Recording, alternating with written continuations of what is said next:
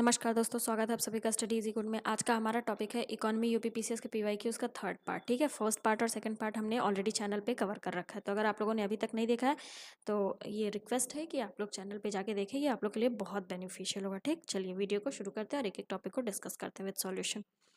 पहला टॉपिक है हमारा ह्यूमन डेवलपमेंट। इस पे देखते हैं कैसे क्वेश्चंस बने हुए हैं। 2010 का क्वेश्चन क्या देखते हैं, multi dimensional poverty index of UNDP. ये क्वेश्चन क्या कह रहा है कि यूएनडीपी जो मल्टी डायमेंशनल पॉवर्टी इंडेक्स निकालता है उसमें कितने इंडिकेटर्स मेंशन होते हैं। तो 10 इंडिकेटर्स रहता है। ये देखते हैं, देखो In year 2010, Oxford Poverty and Human Development Initiative OPHI with the help of UNDP United Nation Development Program ने क्या डेवलप किया था, मल्टी डायमेंशनल पॉवर्टी इंडेक्स। मतलब कि पॉवर्टी को मेजर करने के लिए कुछ इंडेक्स दिए हुए थे। ठीक, तो उसमें कितने इंडिकेटर्स होते हैं, 10। देखिए, हेल्थ में चाइल्ड मोर्टेलिटी और न्यूट्रिशन, एजुकेशन में year of schooling, school attendance, और स्टैंडर्ड ऑफ लिविंग में क्या होता है, cooking fuel, sanitation, drinking water, electricity, housing, assets. ठीक है, ओवरऑल कितना हुआ, 10 इंडिकेटर्स हुए। ठीक, चलिए आगे बढ़ते हैं। 2011 का क्वेश्चन क्या है देखते हैं हम। असर्शन रीजन फॉर्मेट में दिया हुआ है, तो आइए एक एक करके देखते हैं। पहले असर्शन देखते हैं। देखो क्या है, Kerala stand first in terms of human development index. ये सही है, जो ह्यूमन डेवलपमेंट इंडेक्स रिलीज होता है उसमें केरला फर्स्ट पोजीशन पर। रीजन देखते हैं, it's unemployment rate is highest in the country. देखो, रीजन भी सही है, केरला में सबसे ज़्यादा अनएम्प्लॉयमेंट रेट होता है, बट ये कारण नहीं है कि इस वजह से केरला ह्यूमन डेवलपमेंट इंडेक्स में फर्स्ट है। मतलब कि रीज़न असर्शन, अलग अलग स्टेटमेंट देखेंगे तो दोनों स्टेटमेंट सही है, असर्शन और रीज़न, बट रीज़न असर्शन को सपोर्ट नहीं कर रहा है। तो आंसर क्या हो जाएगा, बी होगा। ये देखते हैं, देखो एज पर Indian human development report 2011, Kerala first place पे है in terms of human development index. ठीक है, according to 2011 census, unemployment rate in Kerala was also highest in the country. Unemployment rate भी सबसे ज़्यादा कहाँ पे है, केरला में, याद रखिएगा। 2018 का क्वेश्चन क्या है देखते हैं। Human development index HDI was first developed by which of the following. ये कह रहा है ह्यूमन डेवलपमेंट इंडेक्स किसके द्वारा डेवलप किया गया था, बताइए, UNDP। देखो, Pakistani economist Mehboob ul Haq developed HDI for the UNDP human development report. पहली बार कब लॉन्च हुआ था, 1990 में, याद रखिएगा। 2019 का क्वेश्चन देखते हैं। ये भी असर्शन और रीजन फॉर्मेट में है, तो एक एक करके हम पहले देखते हैं। असर्शन क्या दिया हुआ है, there is positive relation between human development index and sustainable development goal. Ranking of Indian state सही है। देखो, ह्यूमन डेवलपमेंट इंडेक्स कब बढ़ेगा, जब सस्टेनेबल डेवलपमेंट गोल बढ़ेगा। मतलब कि एक बढ़ेगा तो दूसरा जरूर बढ़ेगा, ऐसा नहीं है कि ह्यूमन का डेवलपमेंट हो रहा है, SDG अगर सही होगा, सस्टेनेबल डेवलपमेंट गोल होगा तो ह्यूमन डेवलपमेंट होगा। ठीक, मतलब कि पॉजिटिव रिलेशन असर्शन सही है। रीजन क्या है, underlying dimensions of SDG target closely related to education health aspect. यही तो रीजन है। देखो, जो सस्टेनेबल डेवलपमेंट गोल है वो किधर है, सबसे ज़्यादा एजुकेशन और हेल्थ एस्पेक्ट को देख रहा है। ठीक है, तो जब एजुकेशन और हेल्थ सही रहेगा तो वही तो ह्यूमन का डेवलपमेंट हुआ। तो हाँ, रीजन असर्शन को सपोर्ट करा, मतलब ए आंसर होगा। अंडरलाइंग डायमेंशंस ऑफ एसडीजी के जो भी टारगेट्स दिए हुए हैं वो किधर हैं, एजुकेशन और हेल्थ रिलेटेड है। ठीक है, और एजुकेशन और हेल्थ सही होगा तो ह्यूमन डेवलपमेंट होगा ही होगा। ठीक, 2019 का क्वेश्चन क्या देखते हैं। Physical quality of life index is developed by, जिसको PQLI भी कहते हैं, physical quality of life index, किसके द्वारा डेवलप किया गया था, मॉरिस डी मॉरिस द्वारा। याद रखिएगा, मॉरिस डी मॉरिस द्वारा physical quality of life index develop किया गया था। ठीक, 2020 का क्वेश्चन क्या देखते हैं। Which of the following indicator not use to calculate HDI human development index. ये कह रहा है निम्नलिखित में से कौन सा इंडिकेटर ह्यूमन डेवलपमेंट इंडेक्स को कैलकुलेट करने के लिए यूज नहीं किया जाता। तो आइए एक करके देखें। लाइफ एक्सपेक्टेंसी ह्यूमन डेवलपमेंट में आता है, एजुकेशन भी होता है, पर कैपिटा इनकम भी होता है, बट सोशल इनइक्वालिटी को इंडिकेटर नहीं है HDI को कैलकुलेट करने के लिए, याद रखिएगा। ठीक, देखिए डी। ठीक है, समझ में आया। चलिए 2020 का क्वेश्चन क्या देखते हैं। ह्यूमन डेवलपमेंट रिपोर्ट 1997 ने क्या इंट्रोड्यूस किया, concept of human poverty index, but human development report replaced it with MPI in the year. ये क्या कह रहा है, ह्यूमन डेवलपमेंट इंडेक्स 1997 में क्या इंट्रोड्यूस हुआ, जो HDR ह्यूमन डेवलपमेंट रिपोर्ट था उसमें 1997 में ह्यूमन पॉवर्टी इंडेक्स को लाया गया। बट कुछ साल बाद ये जो ह्यूमन पॉवर्टी इंडेक्स है इसको कन्वर्ट करके मल्टी डायमेंशनल पॉवर्टी इंडेक्स कर दिया गया। तो ये पूछे किस साल में ह्यूमन पॉवर्टी इंडेक्स को मल्टी डायमेंशनल पॉवर्टी इंडेक्स से रिप्लेस कर दिया गया था? तो 2010 में। 2010 में क्या हुआ था? HPI को MPI में कन्वर्ट कर दिया गया था। ये देखते हैं, देखो global multi dimensional poverty index क्या है? International measure to acute multi dimensional poverty causing over 100 developing countries. MPI है क्या? जो मल्टी डायमेंशनल पॉवर्टीज़ वगैरह हैं उनको कैलकुलेट करता है, ठीक है, देखता है कि किस कंट्री में 100 डेवलपिंग कंट्रीज़ में मल्टी डायमेंशनल पॉवर्टी को मेज़र करता है, ठीक है। It compliment traditional monetary poverty measure by capturing acute deprivation in health, education, living standard, ठीक है। यही सारी चीज़ें ये देखता है, हेल्थ, एजुकेशन, लिविंग स्टैंडर्ड, इससे पता चलता है कि कहाँ पे किस देश में कितनी पॉवर्टी है, ठीक है। Human development report, human poverty index, human development report में जो HPI पहले इंट्रोड्यूस किया गया था, कब? 1997 में। तो पहले HPI आया था ना, इसको कन्वर्ट किया गया MPI में, कब? MPI में कब? 2010 में, ठीक, याद रखिएगा। 2021 का question, who originally propounded theory of 3 stages of social development? ये कह रहा है निम्नलिखित में से कौन सोशल डेवलपमेंट की 3 स्टेजेस, जो थ्योरी है सोशल डेवलपमेंट की उसमें 3 स्टेजेस किसने प्रोपाउंड किया था? Theory of 3 stage of social development किसने प्रोपाउंड किया था बताइए? ऑगस्ट कॉम्टे ने, याद रखिएगा। ये देखते हैं सॉल्यूशन।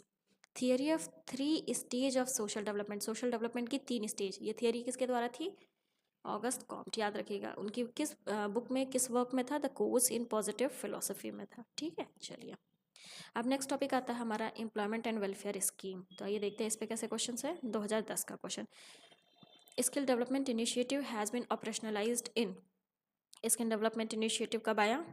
मई 2007 में। देखो स्किल डेवलपमेंट इनिशिएटिव कब लॉन्च, किसके द्वारा लॉन्च हुआ? मिनिस्ट्री ऑफ लेबर और एम्प्लॉयमेंट, कब? मई 2007, ठीक। नाम से ही क्लियर है, स्किल का डेवलपमेंट है तो स्किल डेवलपमेंट ही होगा, मतलब कि स्किल डेवलपमेंट के बारे में था, ठीक है। 2010-11 का क्वेश्चन ये भी देखते हैं। Ambitious scheme launched in 2011 by government of India to provide free health care facility to pregnant women and infants has been named as. ये कह रहा है 2011 में भारत सरकार के द्वारा एक स्कीम लॉन्च किया गया था, किससे रिलेटेड? प्रेग्नेंट वुमेन और इन्फेंट्स को health care facility, free health care facility provide की जाएगी, ठीक है। उसका नाम क्या था? जननी शिशु सुरक्षा कार्यक्रम। जननी शिशु सुरक्षा कार्यक्रम जून 2011 में लॉन्च किया गया था, किसके द्वारा? भारत सरकार द्वारा। एम क्या था? कि जो भी प्रेग्नेंट वुमेन है और इन्फेंट्स हैं उनको फ्री हेल्थ केयर फैसिलिटीज़ दी जाएगी, ठीक। देखिए जननी शिशु सुरक्षा कार्यक्रम 1 जून 2011। इनिशिएटिव का एम क्या था? To provide completely free and cashless healthcare service to pregnant women including normal deliveries and C section operation, मतलब कि जो ऑपरेशन से बच्चे होते हैं, एंड सिक न्यू बॉर्न, ठीक है, कितने दिन तक? Up to 30 days after birth, ठीक है। चलिए आगे बढ़ते हैं। 2011 का question, planning commission experts panel has recently recommended surcharge on taxable income for the purpose of. ये 2011 के पर्सपेक्टिव से, याद रखिएगा, ये रिसेंटली है ना, 2011 के पर्सपेक्टिव से। तो ये क्या कह रहा है? प्लानिंग कमीशन की जो एक्सपर्ट पैनल है उन्होंने क्या रिकमेंड किया, किस पर्पस के लिए टैक्सेबल इनकम पे सरचार्ज रिकमेंड की बताइए? 2011 के रिस्पेक्ट में फ्री हेल्थ केयर देने के लिए, ठीक है, टैक्सेबल इनकम पे सरचार्ज लगाए। कौन लगाया? Planning commission expert panel. किस पर्पज से?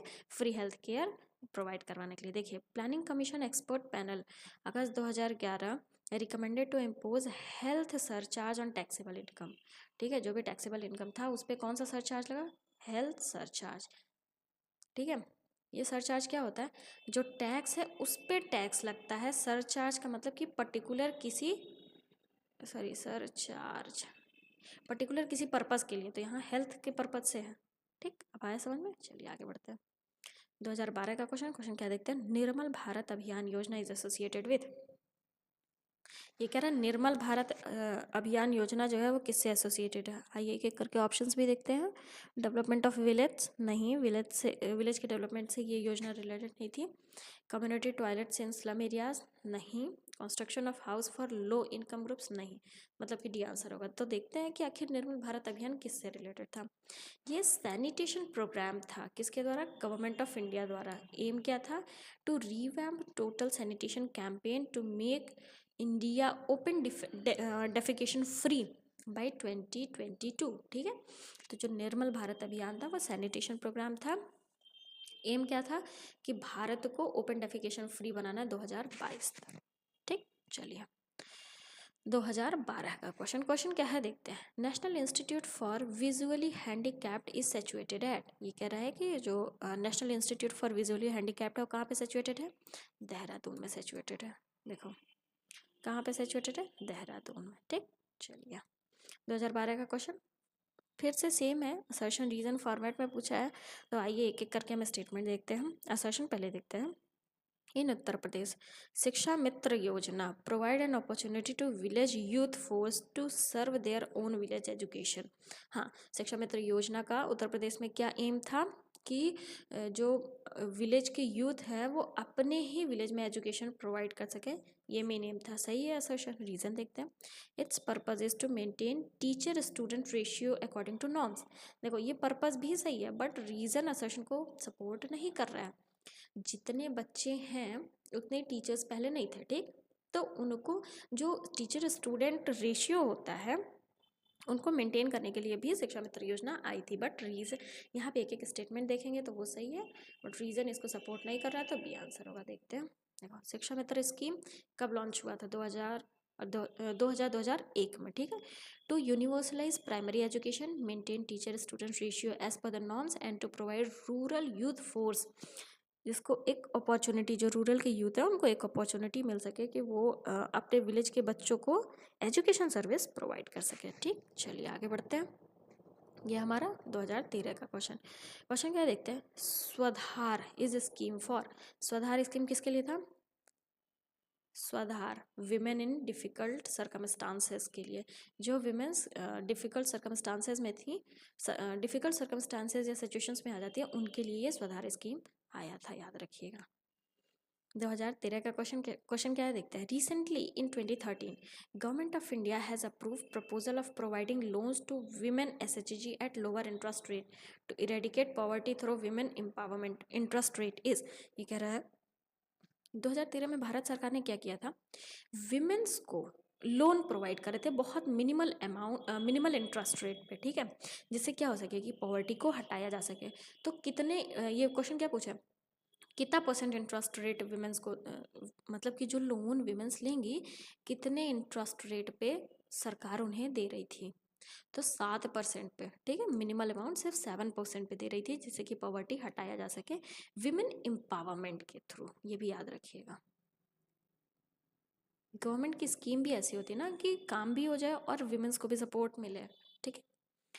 In order to financially strengthen women SHG across India, Union Cabinet has approved change in National Rural Livelihood Mission with objective of empowering village women, keeping in view the goal of poverty alleviations, ठीक। चलिए 2013 का question क्या देखते हैं। प्रधानमंत्री ग्रामोदय योजना aims at, प्रधानमंत्री ग्रामोदय योजना का क्या था बताइए। Meeting rural needs like primary education, health care, drinking water, housing, rural roads, ठीक है। मतलब कि गांव में प्राइमरी एजुकेशन प्रोवाइड हो, हेल्थ केयर सिस्टम हो, पानी पीने का पानी शुद्ध और स्वच्छ हो, हाउसिंग घर सबके पास हो, रूरल रोड्स वगैरह सही बने। ये मेन एम था प्रधानमंत्री ग्रामोदय योजना का। कब लॉन्च हुआ था, 2001 में। किस लिए, to improve the quality of life of people living in rural areas. गांव में जो लोग रह रहे हैं उनकी लाइफ को इम्प्रूव किया जा सके, उनकी क्वालिटी ऑफ लाइफ को इम्प्रूव किया जा सके, ठीक। Scheme focuses on creation of social and economic structure of 5 critical areas. वो पाँचों कौन से एरियाज थे, health, education, drinking water, housing और रूरल रोड्स, ठीक। चलिए 2013 का question, pilot project for rural development was started in, rural development के लिए जो पायलट प्रोजेक्ट था वो कब स्टार्ट हुआ था, 1948 में। देखो, pilot project for rural development, Etah, जिसको और क्या कहते हैं, इटावा पायलट प्रोजेक्ट, कब स्टार्ट हुआ था, सितंबर 1948 में, मेहवा विलेज में। उत्तर प्रदेश का एक मेहवा विलेज है जो इटावा के पास है, वहाँ से हुआ था। ठीक है। Government of UP and point four programme of USA provided help for the project, याद रखिएगा। चलिए, 2013 का question, which one among the following is not a programme under RIDF. ये कह रहा है आरआईडीएफ के अंडर में निम्नलिखित में से कौन सा प्रोग्राम नहीं आएगा। तो देखते हैं, रूरल वाटर सप्लाई है, रूरल रोड है, इलेक्ट्रिफिकेशन है, रूरल इंडस्ट्रीज नहीं है। ठीक, देखिए, रूरल इंडस्ट्रीज आरआईडीएफ के अंडर में नहीं आएगा। आरआईडीएफ का मतलब रूरल इंफ्रास्ट्रक्चर डेवलपमेंट फंड, ये याद रखिएगा। ठीक है। चलिए, 2013 का question, which one of the following organisation and administer finance the rural infrastructure. देखो, फिर से आरआईडीएफ पे पूछ लिया। वो क्वेश्चन था कि आरआईडीएफ के अंडर में कौन सा नहीं आएगा। ये क्वेश्चन क्या है कि आरआईडीएफ को जो फाइनेंशियल मतलब और जो ऑर्गेनाइजेशन एडमिनिस्टर करती है, फाइनेंस वगैरह देती है, कौन प्रोवाइड करेगा, नाबार्ड। ठीक है। चलिए, नेक्स्ट क्वेश्चन है हमारा 2014 का। क्वेश्चन क्या है, देखते हैं। ट्राइसेम इस प्रोग्राम ऑफ, ये जो ट्राइसेम है ये किसका प्रोग्राम है, रूरल डेवलपमेंट के लिए ये प्रोग्राम है। देखिए, training of rural youth for self employment, ये ट्राइसेम का फुल फॉर्म है। कब लॉन्च हुआ था, अगस्त 1979 में, as a supplementary component of integrated rural development programme. ठीक, याद रखिएगा। चलिए, 2014 का क्वेश्चन क्या है, देखते हैं।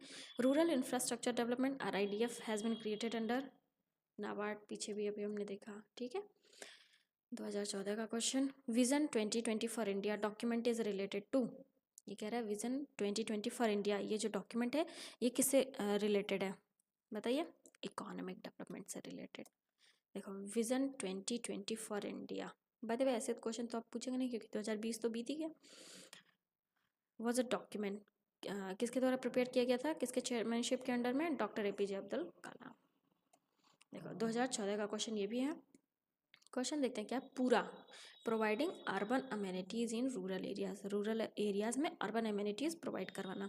N ambition programme on rural development was introduced by, ये कह रहा है पूरा जो एक प्रोग्राम है कि रूरल एरियाज में भी अर्बन अमेनिटीज़ को प्रोवाइड किया जा सके, वो प्रोग्राम किसके द्वारा इंट्रोड्यूस किया गया था, तो एपीजे अब्दुल कलाम जी द्वारा ये प्रोग्राम इंट्रोड्यूस किया गया था। देखो, ठीक, 2014 का question, Swachh Bharat Abhiyan aim to achieve the target of clean India by. Swachh Bharat अभियान, ये तो 2014 का ही क्वेश्चन है। ये कह रहा है स्वच्छ भारत अभियान मतलब कि क्लीन इंडिया का जो टारगेट था किस साल तक अचीव करने का था, 2019 तक का टारगेट था। स्वच्छ भारत मिशन कब स्टार्ट हुआ था, 2 अक्टूबर 2014 में। मिशन का एम क्या था, open defecation free clean India by 2 October 2019, the 150th birth anniversary of Mahatma Gandhi. Mission का 2 कंपोनेंट था, रूरल और अर्बन। ठीक है, अलग अलग उसमें करके, जैसे रूरल एरियाज़ को अलग से और अर्बन एरियाज़ को अलग से क्लीन बनाया जा सके। ठीक, चलिए, 2015 का क्वेश्चन, स्वच्छ भारत मिशन ग्रामीण कब लॉन्च हुआ था, अभी देखो, अक्टूबर 2014 में। ठीक है, 2015 का क्वेश्चन क्या है ये देखते हैं। Which one of the following is not correct matched, ये कह रहा है निम्नलिखित में से करेक्ट मैच्ड कौन सा नहीं है। देखो, जनश्री बीमा योजना 2000 सही है, नेशनल रूरल हेल्थ मिशन 2005 सही है, मनरेगा 2003 ये गलत है, आम आदमी बीमा योजना 2007 ये सही है। अब आप लोग कमेंट करके बताएं आपका ये वर्क है कि मनरेगा किस ईयर में रिलीज़ किया गया था, कमेंट करके जल्दी बताएं। 2015 का question, which one of the following programme is not employment related, ये कह रहा है निम्नलिखित में से कौन सा प्रोग्राम एम्प्लॉयमेंट रिलेटेड प्रोग्राम नहीं है। मनरेगा तो है ही, एनआरएलएम भी है, स्टेप भी है, आरएमएसए एम्प्लॉयमेंट रिलेटेड प्रोग्राम नहीं है। ये देखते हैं क्या है फिर, राष्ट्रीय माध्यमिक शिक्षा योजना, ये एजुकेशन रिलेटेड प्रोग्राम है। ठीक, कब लॉन्च हुआ था, मार्च 2009 में। ठीक है, सेकेंडरी एजुकेशन और एजुकेशन क्वालिटीज़ को इम्प्रूव करने के लिए ये प्रोग्राम। ठीक, 2015 का क्वेश्चन क्या है देखते हैं। Consider the following statement about positive result of MNREGA, ये कह रहा है कि मनरेगा का कुछ रिजल्ट, पॉजिटिव रिजल्ट दिया हुआ। ठीक है, तो इसमें से बताना है कि कौन सा रिजल्ट सही है या कौन सा स्टेटमेंट सही है मनरेगा के बारे में। तो आइए एक करके देखते हैं। Substantial increase in purchasing power of rural poor. हाँ, रूरल पुअर का मनरेगा से क्या होगा, लोग काम वगैरह करने लगे तो उनको पैसे मिलने लगे, जब पैसा रहेगा तो परचेजिंग पावर लोगों की बढ़ेगी ही बढ़ेगी। तो ये तो सही है कि मनरेगा के बाद क्या हुआ, रूरल पुअर्स का परचेजिंग पावर बढ़ने लगा, फर्स्ट सही है, मतलब इसी आंसर नहीं होगा। Reduction in bargaining power of labourers, नहीं ऐसा तो नहीं है, बार्गेनिंग पावर में रिडक्शन क्यों होगा, अरे बार्गेन का मनरेगा से कोई रिलेशन नहीं है, ठीक है। बार्गेनिंग का मतलब कि कोई चीज़ हम खरीदने जा रहे हैं तो उसको बोले जो करते हैं ना कि सामने क्या होता है, शॉपकीपर बोलते हैं कि ये 100 रुपये का है और हम बोलते हैं अरे नहीं हम 90 देंगे, दिस इज़ बार्गेनिंग पावर। तो ये इससे मनरेगा का कोई कनेक्शन, ये सेकंड नहीं होगा, सेकंड नहीं होगा, मतलब कि ये आंसर होगा। देखो, sufficient evidence to suggest MNREGA, MNREGA कहाँ कहाँ कॉन्ट्रीब्यूट किया ये देखते हैं। रूरल वेज को इंक्रीज किया, reduce distress migration from traditionally migration incentives areas, जैसे लोग गांव से शहर में जाते थे उसको भी कम किया क्योंकि गांव में ही मनरेगा की वजह से क्या हो गया, एम्प्लॉयमेंट आ गया, ठीक है। Use of barren areas for cultivation, जो बैरन का मतलब जो ज़मीनें खराब ऐसे पड़ी हुई थी जिन पे कल्टीवेशन नहीं होता था, उसका भी अब यूज़ होने लगा कल्टीवेशन में, ये मनरेगा का एक पॉजिटिव इम्पैक्ट है, इसको ध्यान दीजिएगा। Empowerment of weaker section, weaker section का एम्पावरमेंट हुआ, ठीक है। और क्या हुआ, new sense of identity and bargaining power, bargaining power उनका बढ़ा ना कि बार्गेनिंग पावर घटा, ठीक। चलिए 2015 का question, when did community development programme started in India, Bharat में कम्युनिटी डेवलपमेंट प्रोग्राम कब स्टार्ट हुआ था, 1952 में, याद रखिएगा, ठीक। 2015 का क्वेश्चन, बेटी Bachao Beti Padhao scheme has been launched in India, Beti Bachao Beti Padhao scheme Bharat में कब लॉन्च हुआ था, जनवरी 2015 में, ठीक है। ये भी 2015 का क्वेश्चन है। National rural drinking water programme is one of the following component of, ये कह रहा है जो ये प्रोग्राम है नेशनल रूरल ड्रिंकिंग वाटर, वो किसके अंडर में आएगा, सोशल प्रोटेक्शन प्रोग्राम नहीं, भारत निर्माण, भारत निर्माण के अंदर है national rural drinking water programme. ये देखते हैं, government of India in 1972-73 started accelerated rural water supply programme, however on 1 April 2009 ARWSP ने रीनेम किया था क्या, national rural drinking water programme में, ठीक, याद रखिएगा। चलिए आगे बढ़ते हैं। 2015 का क्वेश्चन, फोकस ऑफ साक्षर भारत स्कीम प्रोग्राम, जो साक्षर भारत स्कीम प्रोग्राम था उसका फोकस मेनली किसके साइड था, female literacy, mail literacy, infant या सेकेंडरी एजुकेशन, फीमेल लिटरेसी। साक्षर भारत प्रोग्राम फीमेल लिटरेसी की तरफ इनका मेन फोकस था, ठीक है। कब लॉन्च हुआ था, सितंबर 2009 में। 2015 का क्वेश्चन ये भी है, right to education act 2009 aim at making a free and compulsory education a right for children up to, ये कह रहा है जो RTE आया था, राइट टू एजुकेशन एक्ट 2009 में, उसका क्या एम था, फ्री और कंपलसरी एजुकेशन बच्चों को प्रोवाइड करवाना, ठीक है। लेकिन कब तक फ्री एजुकेशन, एलिमेंट्री लेवल तक, याद रखिएगा। देखो, right of children to free and compulsory education act और right to education act 2009 became effective on April 1st 2010, under which elementary education of children age between 6 to 14 years made free and mandatory education, ठीक है।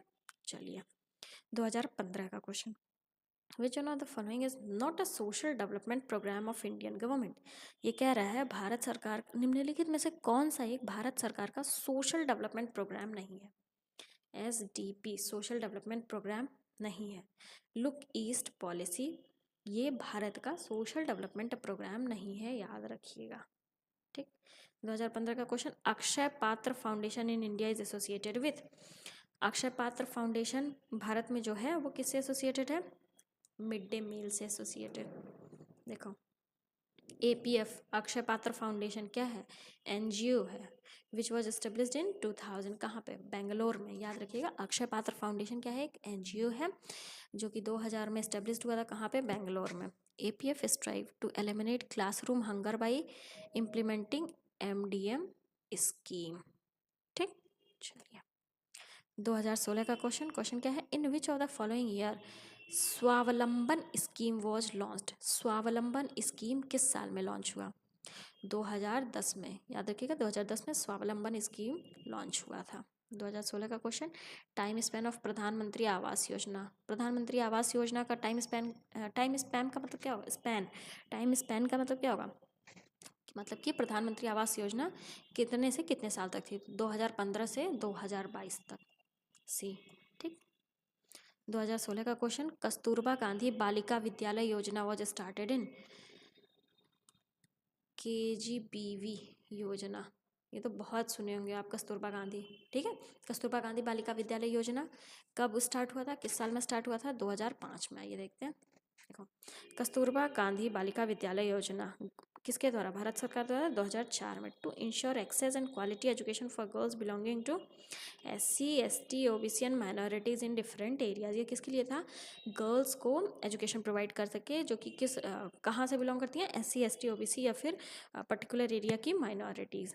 ठीक, चलिए 2016 का question क्या है देखते हैं। Which one of the following age group is eligible for enrolment under Sarva Shiksha अभियान।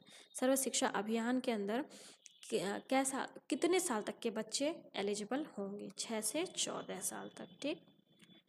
ठीक है, 2016 का question, consider the following statement related to integrated low cost sanitation scheme. ये क्या कह रहा है कि कुछ स्टेटमेंट दिया हुआ है integrated low cost sanitation scheme के बारे में। ठीक है, निम्नलिखित में से कौन सा स्टेटमेंट सही है? तो आइए एक एक करके स्टेटमेंट देखते हैं। System is funded on sharing basis, हाँ। सेंट्रल सब्सिडी 75% आएगा, सही है। स्टेट 25, ये गलत है। आइए देखते हैं कैसे गलत है। Integrated low cost sanitation scheme कब स्टार्ट हुआ था? 1980 से 81। ऑब्जेक्टिव क्या था? Eradicating all dry latrines and thereby liberating manual scavengers from inhuman practice of carrying night soil. The scheme also has provision for construction of new latrines for the EWES households who have no latrine facilities। ठीक है, अब देखो ये क्या था कि fund जो था शेयरिंग बेसिस पे था। सेंटर का 75% था, बट स्टेट का 15 था, और बेनिफिशियरी भी तो कुछ लगाएंगे। ऐसा नहीं है कि 75 सेंट्रल दे देगा और स्टेट 25% दे देगा। बेनिफिशियरीज का भी 10% था। ठीक, चलिए 2016 का क्वेश्चन क्या है देखते हैं। Atal mission for rejuvenation and urban transformation ARMUT is associated with revamping of. ये कह रहा है AMRUT जो है वो किससे एसोसिएटेड है? तो अर्बन इंफ्रास्ट्रक्चर से। Atal mission for rejuvenation and urban transformation urban infrastructure से रिलेटेड। ठीक, चलिए देखो 2016 का क्वेश्चन क्या है देखते हैं। In India inclusive education for disabled at secondary stage scheme launched in year 2009-10 is being provided under. ये कह रहा है 2009-10 में भारत में जो inclusive education for disabled at secondary stage, ये जो स्कीम लॉन्च किया गया था वो किसके अंडर में लॉन्च किया गया था बताइए? तो ये राष्ट्रीय माध्यमिक शिक्षा अभियान के अंडर में डिसेबल्ड पर्सन के लिए सेकेंडरी स्टेज तक इनक्लूसिव एजुकेशन का जो स्कीम था लॉन्च किया गया था। याद रखिएगा, राष्ट्रीय माध्यमिक शिक्षा अभियान के अंदर scheme for inclusive education for disabled at secondary stage launch कब हुआ था? 2009-10 में।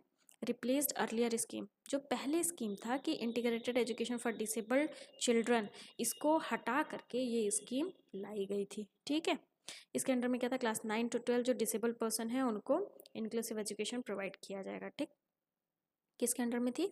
राष्ट्रीय माध्यमिक शिक्षा अभियान के अंडर में। कब तक? 2013 तक। ठीक है, चलिए आगे बढ़ते हैं। 2016 का क्वेश्चन क्या है ये देखते हैं हम। As per Skill India Mission, 76 lakh youth have been acquired skill training up to March 2016. Out of these, how many have entered the job market? ये कह रहा है स्किल इंडिया मिशन के अंडर में क्या था कि मार्च 2016 तक 76 लाख यूथ को स्किल ट्रेनिंग दे दिया जाएगा। तो जो 76 लाख यूथ को ट्रेनिंग मिला उसमें से कितने लोग जॉब मार्केट में एंटर कर गए? तो 26 लाख यूथ जॉब मार्केट में एंटर कर गए थे। आइए सॉल्यूशन देखते हैं। As per skill India mission क्या था कि 76 लाख लोग मार्च 2016 तक उनको स्किल ट्रेनिंग दिया जाएगा, जिसमें से 26 लाख यूथ को जॉब भी मिल गई थी। ठीक है, याद रखिएगा 26 लाख।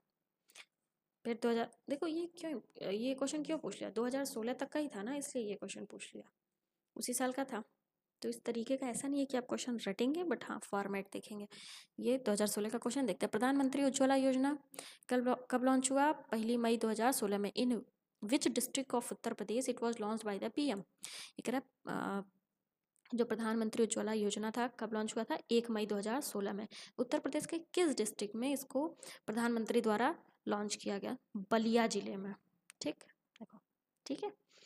2016 और 2011 दोनों साल में एक ही क्वेश्चन पूछा हुआ था। ऐसे क्वेश्चन इंपॉर्टेंट होते हैं। Which one of the following is not a component of Bharat निर्माण स्कीम लॉन्च इन 2005-6? 2005-6 में जो भारत निर्माण स्कीम लॉन्च किया गया था, कह रहे हैं निम्नलिखित में से कौन सा उसका कंपोनेंट नहीं है? ये देखते हैं। रूरल हाउसिंग है, ड्रिंकिंग वाटर है, रूरल रोड है, रूरल सैनिटेशन नहीं है। भारत निर्माण के अंडर में ये नहीं है। ठीक, 2017 का क्वेश्चन क्या है देखते हैं। Under the national rural health mission scheme a village level health worker is known as? ये कह रहा है कि जो national rural health mission scheme है उसके अंडर में जो विलेज में हेल्थ वर्कर्स होती हैं उन्हें क्या कहा जाता है? वो आशा नाम से जाने जाते हैं। ठीक है, 2017 का क्वेश्चन क्या है देखते हैं। राष्ट्रीय स्वास्थ्य बीमा योजना launch under social security act 2008 covers? ये कह रहा है जो राष्ट्रीय स्वास्थ्य बीमा योजना लॉन्च किया गया था सोशल सिक्योरिटी एक्ट 2008 के अंडर में, वो किसको किसको कवर करेगी? सिर्फ और सिर्फ अनऑर्गेनाइज्ड सेक्टर वर्कर्स आएंगे इसमें, राष्ट्रीय स्वास्थ्य बीमा योजना में। ठीक है, देखो RSBMY under social security act 2008 aim क्या है? To provide health insurance coverage to the unorganised sector. ठीक है, who belonging to BPL category. Scheme में एनरोलमेंट कब से स्टार्ट हुआ था? 1 अप्रैल 2008 से। 2017 का क्वेश्चन क्या है ये देखते हैं। Who head the panel of national education policy constituted in June 27 by human resource development ministry? ये कह रहा है कि जो 2017 में नेशनल एजुकेशन पॉलिसी बनी थी उसका हेड कौन था? उस पैनल को हेड किसने किया था? के कस्तूरीरंगन ने इनको हेड किया था। देखो कब हुआ था, याद रखिएगा 2017 में। ठीक, चलिए ये भी 2017 का क्वेश्चन है। सौभाग्य योजना इज कंसर्न विद? सौभाग्य योजना किससे कंसर्न है? Provision of free electricity to BPL families को फ्री इलेक्ट्रिसिटी प्रोवाइड करवाने के लिए। देखो प्रधानमंत्री सहज बिल घर योजना या सौभाग्य योजना भी इसी को कहते हैं। ठीक है, नई स्कीम है, किसके द्वारा लॉन्च हुई थी? प्राइम मिनिस्टर नरेंद्र मोदी जी द्वारा 25 सितंबर 2017 में। ठीक, इसके अंडर में क्या था? Free electricity connection to all households both BPL and APL families in rural areas and BPL families in urban areas. Rural areas में तो APL BPL दोनों लोग को मिलेगा, बट अर्बन एरियाज में सिर्फ BPL फैमिलीज को फ्री इलेक्ट्रिसिटी कनेक्शन प्रोवाइड करने के लिए स्कीम थी। ठीक है, चलिए 2017 का question. Consider the following scheme arrange them in chronology. ये क्रोनोलॉजी पूछ लिया है, तो आइए एक एक करके पहले हम देखते हैं। देखो क्या है, प्रधानमंत्री जनधन योजना ये कब का है? अगस्त 2014 की योजना है। ठीक, digital gender Atlas for advancing girls education in India, ये स्कीम कब की है? मार्च 2015। ठीक है, प्रधानमंत्री सुरक्षा बीमा योजना, अभी हमने इसको पीछे देखा ना, मई 2005 हाँ सॉरी मई 2015 का ही है। ठीक है, मुद्रा बैंक योजना ये अप्रैल 2015 का है। अब देखो इसमें सिर्फ मंथ का बस डिफरेंस है। ये तो क्लियर हो गया कि फर्स्ट पहले आएगा, फर्स्ट पहले मतलब कि ए। आइए देखते हैं। देखो प्रधानमंत्री जनधन योजना 28 अगस्त 2014, digital gender Atlas for advancing girls education in India 9 मार्च 2015, प्रधानमंत्री सुरक्षा बीमा योजना 9 मई 2015, मुद्रा बैंक योजना 8 अप्रैल 2015। ठीक, चलिए आगे बढ़ते हैं। 2019 का क्वेश्चन, एक साइड प्रोग्राम्स दिया हुआ है, दूसरे साइड लॉन्च ईयर दिया हुआ। ठीक है, तो आइए एक एक करके देखते हैं। क्या है? National programme for control of blindness, ये कब का है? 1976। ठीक, दूसरा क्या है? इंटीग्रेटेड चाइल्ड डेवलपमेंट स्कीम जिसको ICDS भी कहते हैं, ये प्रोग्राम किस ईयर में लॉन्च हुआ था? 1975 में। National leprosy education programme 1983, national rural health mission 2005। ऐसे करेंगे तो हमारा सी आंसर होगा। ये देखते हैं। National programme for control of blindness 1976, ICDS 1975, national leprosy eradication programme 1983, national rural health mission 2005। ठीक, चलिए आगे बढ़ते हैं। 2019 का क्वेश्चन क्या है देखते हैं। National programme launched on October 10, 2019 by Indian government to encourage talented children to enrich their skill is. ये कह रहा है 10 अक्टूबर 2019 में एक नेशनल प्रोग्राम लॉन्च हुआ था। किस लिए? भारत सरकार द्वारा। किस लिए? जो भी टैलेंटेड चिल्ड्रंस हैं वो अपने स्किल को इनकरेज कर सकें। तो उस प्रोग्राम का नाम पूछा है, क्या नाम था? ध्रुव प्रोग्राम। ध्रुव प्रोग्राम के अंडर में क्या था? जो भी टैलेंटेड चिल्ड्रंस हैं वो अपने स्किल्स को इनकरेज कर सकें। ये देखते हैं। National programme launched on October 10, 2019 किसके द्वारा? इंडियन गवर्नमेंट द्वारा। क्या था? To encourage talented children to enrich their skill. Programme का नाम क्या था? ध्रुव प्रोग्राम। ठीक है, चलिए 2019 का क्वेश्चन क्या है देखते हैं। रूरल सैनिटेशन स्ट्रेटेजी किसके द्वारा लॉन्च की थी? मिनिस्ट्री ऑफ जल शक्ति, सितंबर 2009। Related to which of the following periods. ये कह रहा है सितंबर 2019 में जो रूरल सैनिटेशन स्ट्रेटेजी लॉन्च हुई थी वो किस साल से रिलेटेड के लिए थे, मतलब किस पीरियड से रिलेटेड? तो 2009 से 2019 तक के लिए ये रूरल सैनिटेशन स्ट्रेटेजी लॉन्च की गई थी। देखो कब हुआ था? सितंबर 2019 में लॉन्च हुआ था। Department of drinking water and sanitation किसके अंडर में? मिनिस्ट्री ऑफ जल शक्ति। 10 साल के लिए ये लॉन्च किया गया था रूरल सैनिटेशन स्ट्रेटेजी। ये क्वेश्चन अभी भी पूछ सकता है क्योंकि ये टाइम लिमिट के अंदर है ना अभी। ठीक, याद रखिएगा। चलिए 2020 का क्वेश्चन क्या है देखते हैं। With reference to Ayushman Bharat Yojana which of the following statement is correct. ये देखो क्या कह रहा है। आयुष्मान भारत योजना के बारे में दो स्टेटमेंट दिया हुआ है। पूछ रहा है दोनों में से कौन सा सही है? एक सही है, दोनों सही है। आइए देखते हैं। This Yojana provide free health insurance of ₹5 lakh per person. गलत, ये नहीं है। Expenses incurred in the scheme Yojana is shared between centre and state 60-40 ratio. ये सही है, बी होगा। ये देखते हैं। आयुष्मान भारत प्रधानमंत्री जन आरोग्य योजना ये किस स्कीम है? इसके अंडर में क्या है? एम क्या है स्कीम का? Help economically vulnerable Indians who are need in health care facilities. ठीक है, वल्नरेबल इंडियंस जिसको हेल्थ केयर फैसिलिटी चाहिए होगी उनको इकोनॉमिकली हेल्प करने के लिए स्कीम था। इस स्कीम में क्या था कि फ्री हेल्थ इंश्योरेंस दिया गया 5 लाख पर फैमिली, ना कि पर मेंबर। और क्वेश्चन में पर मेंबर दिया हुआ था। ठीक, याद रखिएगा, ऐसे छोटे छोटे पॉइंट्स देखना होता है। चलिए 2020 का question. Which one of the following is not covered under ICDS। ये कह रहा है ICDS के अंडर में कौन सा कवर्ड नहीं है? तो आइए देखते हैं। सप्लीमेंट्री न्यूट्रिशन है, इम्यूनाइजेशन है, न्यूट्रिशन एंड हेल्थ एजुकेशन है, फैमिली प्लानिंग नहीं। फैमिली प्लानिंग नहीं है ICDS के अंडर में। देखो ठीक, 2020 का क्वेश्चन। अटल इनोवेशन मिशन जिसको एम भी कहते हैं, फ्लैगशिप इनिशिएटिव सेटअप बाय। ये कह रहा है जो अटल इनोवेशन मिशन है ये किसके द्वारा, ये जो फ्लैगशिप स्कीम है, इनिशिएटिव है, किसके अंडर में सेटअप की गई थी? नीति आयोग। हाँ, Atal innovation scheme flagship initiative है किसके अंडर में? नीति आयोग में। किस लिए? To create and promote culture of innovation and entrepreneurship across length and breadth of our country. ठीक, चलिए 2020 का question. With reference to programme NIDHI which of the following statement are correct. देखो ये जो प्रोग्राम निधि है उसके बारे में दो स्टेटमेंट दिया हुआ है, दोनों में से पूछ रहा है कि एक सही है या दोनों सही है, कौन सा सही है। आइए एक एक करके स्टेटमेंट देखते हैं। प्रोग्राम ऑफ निधि कब स्टार्ट हुआ था? For student to begin startups. हाँ, ये स्टूडेंट्स के लिए ये प्रोग्राम था, निधि प्रोग्राम। ठीक है, एम क्या था? Financially support 20 students for startup in each year. हर साल फाइनेंशियल सपोर्ट करने के लिए 20 स्टूडेंट्स को जो अभी स्टार्टअप कर रहे हैं। ठीक है, तो दोनों स्टेटमेंट सही है, हमारा आंसर सी होगा। आइए देखते हैं। देखो निधि का फुल फॉर्म क्या है? National initiative for development and harnessing innovations. ये एक अम्ब्रेला प्रोग्राम है, is pioneered by department of science and technology, government of India for nurturing ideas and innovations. ठीक, चलिए 2020 का question. Which of the following with reference to skill India campaign which of the following statement is correct. देखो उसी तरीके से पूछ रहा है कि स्किल इंडिया कैंपेन के बारे में स्टेटमेंट दिया हुआ, कह रहा है कि कौन सा सही है। तो आइए देखते हैं। PM had launched skill campaign in July 2015। हाँ सही है कि 2015 में प्राइम मिनिस्टर ने ये स्किल इंडिया कैंपेन को लॉन्च किया था। मेन ऑब्जेक्टिव कैंपेन का क्या दिया हुआ है? To train India's youth in information technology. गलत, ये नहीं होगा, तो ये आंसर होगा। देखते हैं।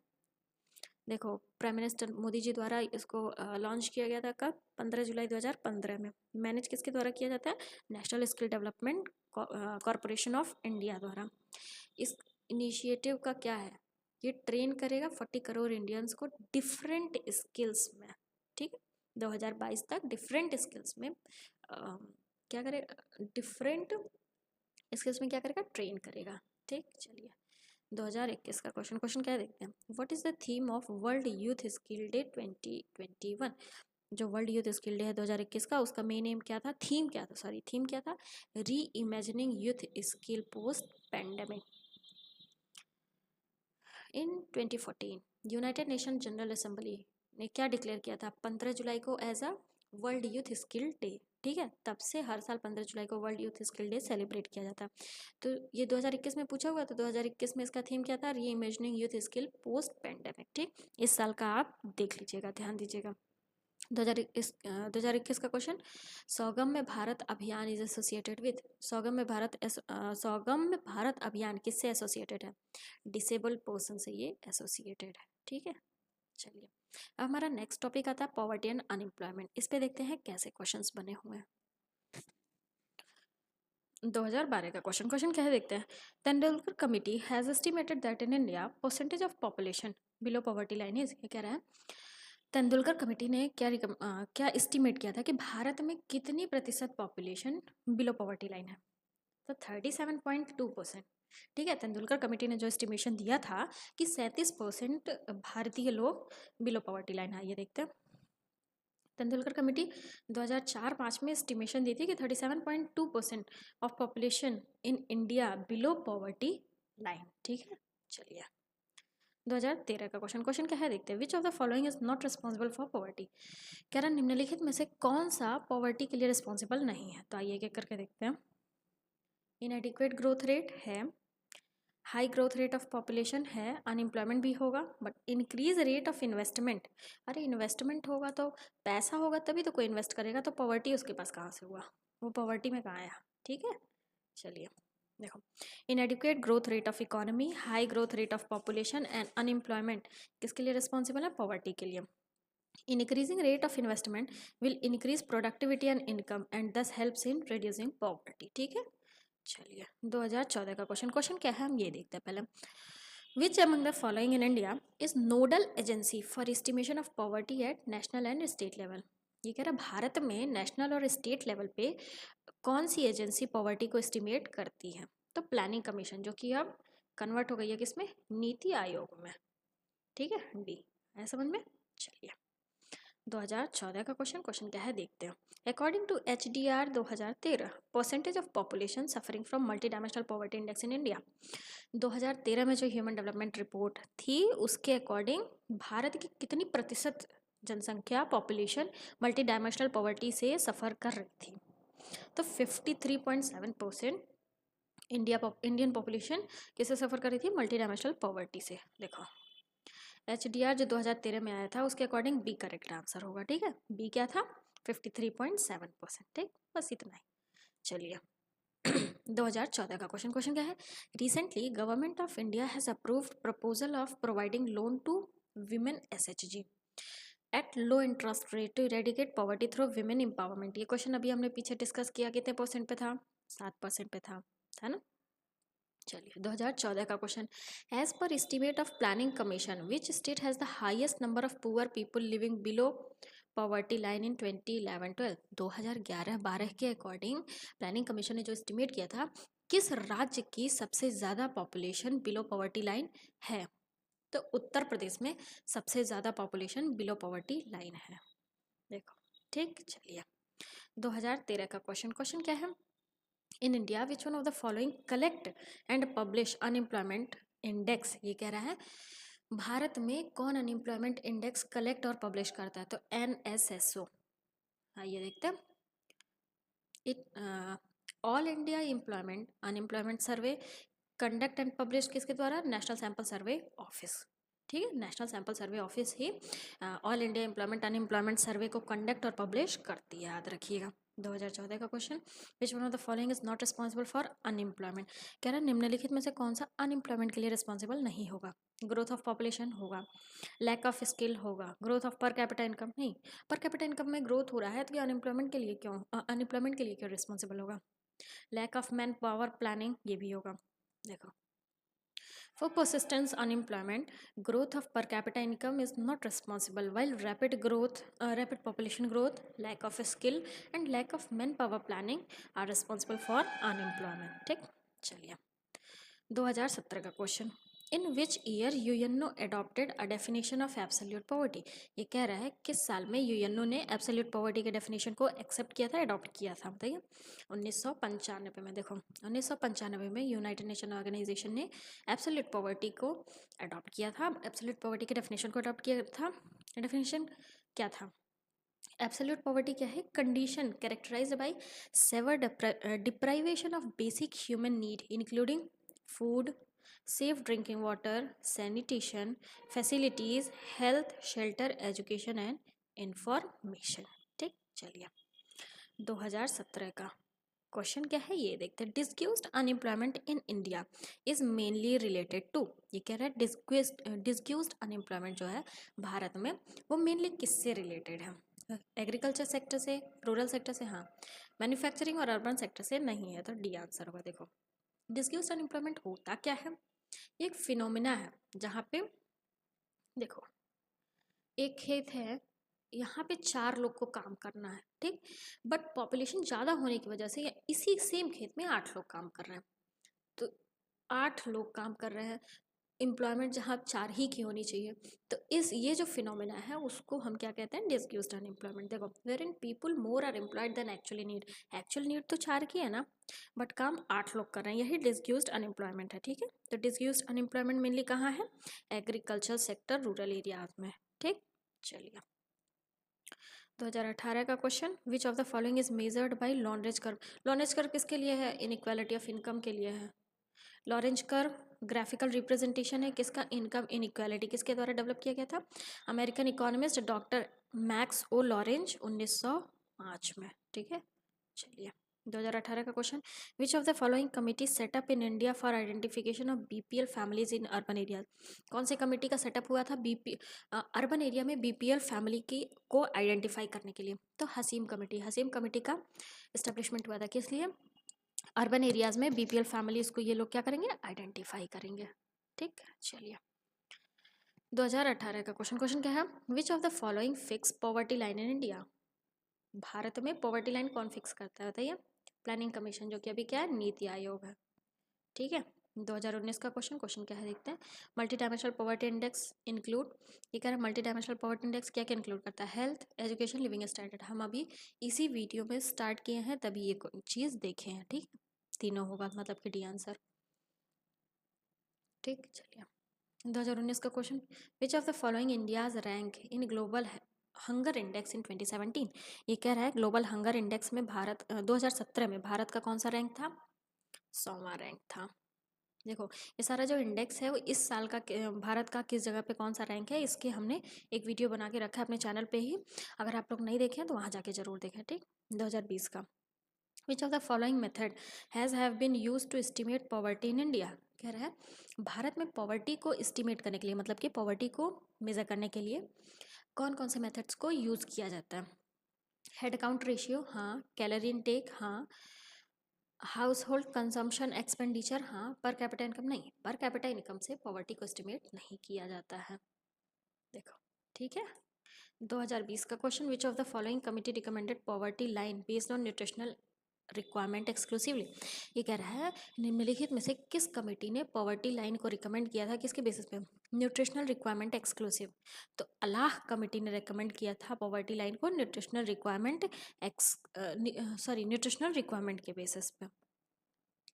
ठीक, चलिए 2020 का question, cultural poverty was given by, जो आइडिया था कल्चरल पॉवर्टी का किसके द्वारा दिया गया था? ऑस्कर लेविस द्वारा। कल्चरल पॉवर्टी और कल्चर ऑफ पॉवर्टी किसके द्वारा?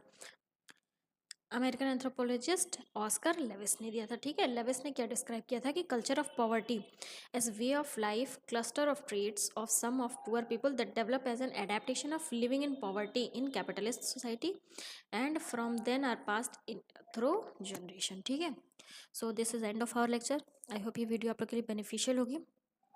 Thank you for watching this. Please do like, share and subscribe. Thank you.